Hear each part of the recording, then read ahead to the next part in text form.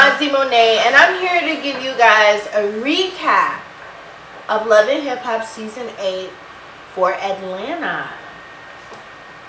Eating Cheetos, so that's why my teeth are red. I don't want y'all thinking I don't brush my teeth. Let's get into some things. First thing, Rashida and Kirk. Now, I'm a married woman, so I can only speak from my perspective. All I know is, if my husband stepped out on me, had a baby on me,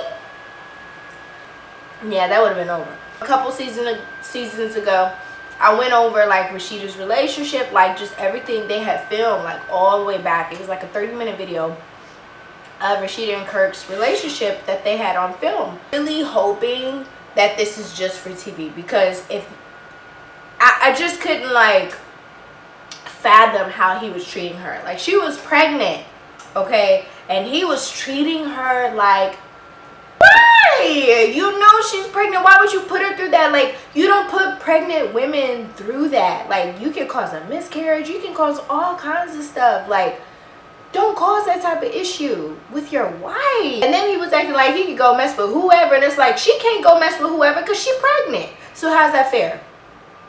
Another dude having sex with your baby on the inside of her belly? Okay then. Y'all stop doing that. Stop. Next one, Carly. She's engaged, which everybody's so happy for her. But this new guy that she's with is just questionable. I honestly believe that he's abusing her, because when she went into counseling with her man, and she was like, and I'm just afraid sometimes. And then the counselor was like, what are you afraid of?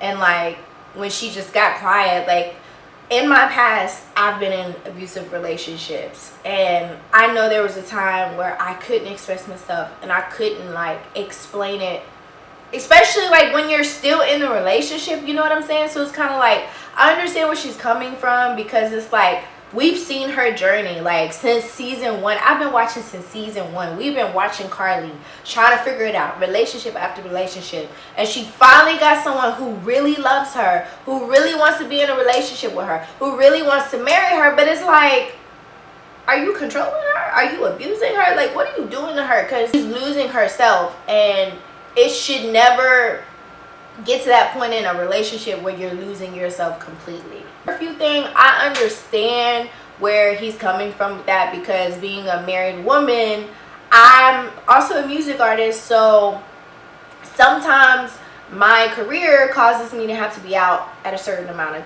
time, so 2-3 in the morning. But I'm not gonna be like, not without my husband. Like, my husband choose not to come, then that's just on him, but I want him there ultimately. Mimi, in the beginning of season 8, she went into her garage and someone tried to rob her.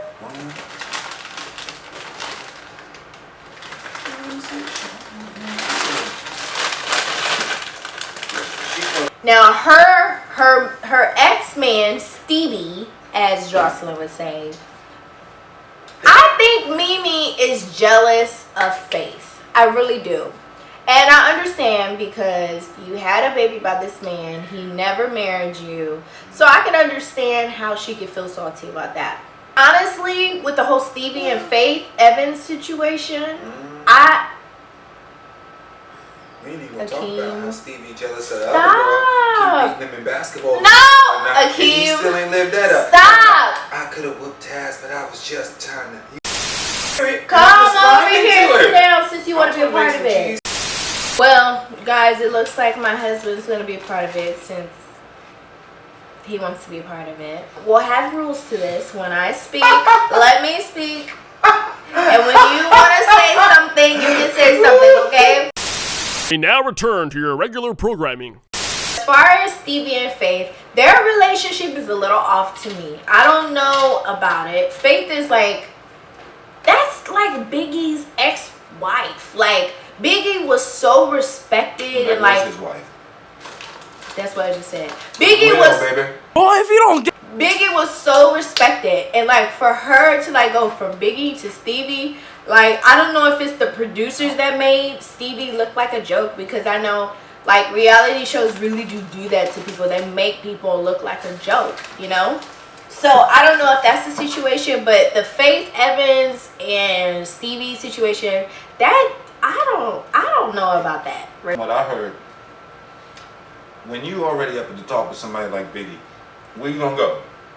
Can't go any further up than Biggie Smalls. She ain't get Tupac, you know what I'm saying? You went off the planet.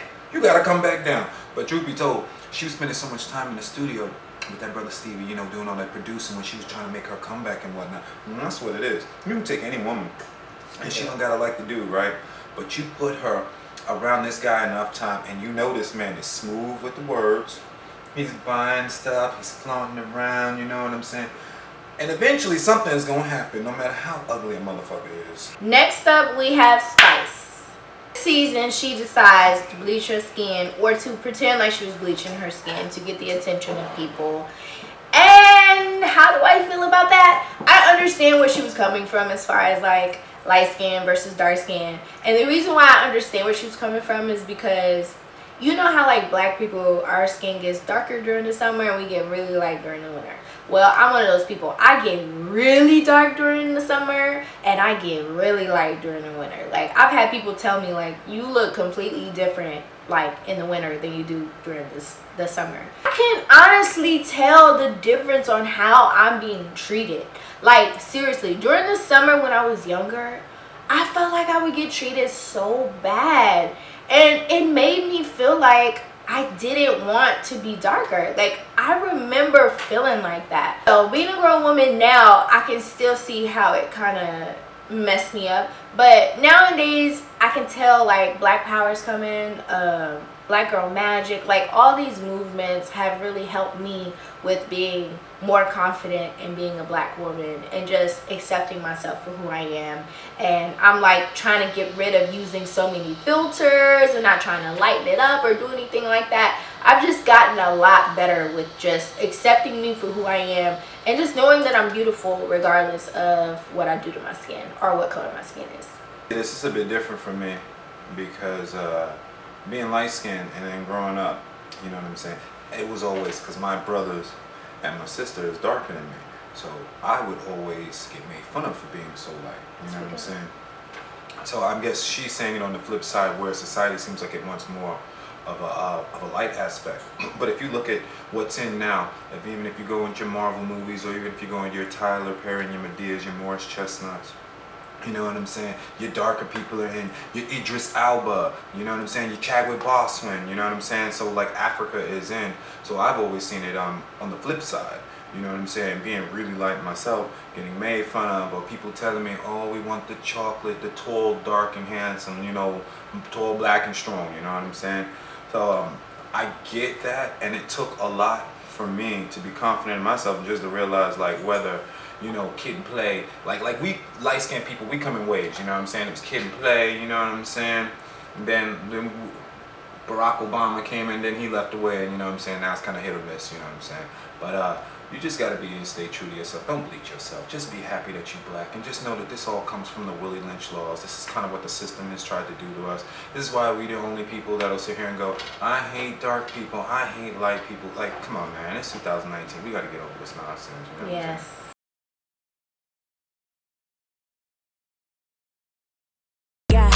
Marshmallow, it's soft, it's sweet. You think about him, but he think about me. You giving him stress while I'm giving him cavities. You can keep talking and talking a mess. I'ma keep rocking and rocking the best.